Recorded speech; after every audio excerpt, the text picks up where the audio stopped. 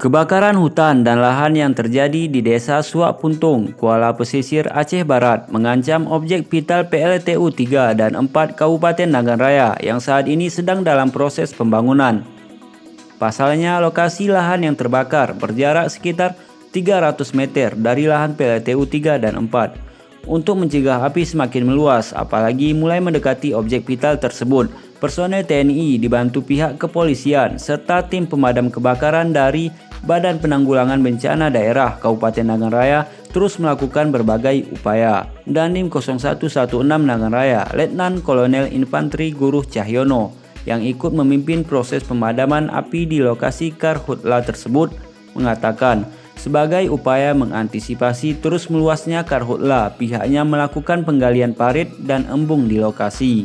Dandim menghimbau warga Nagan Raya untuk tidak melakukan pembersihan lahan dengan cara membakar, apalagi di musim kemarau saat ini membuat daun dan lahan menjadi kering sehingga sangat mudah untuk terbakar.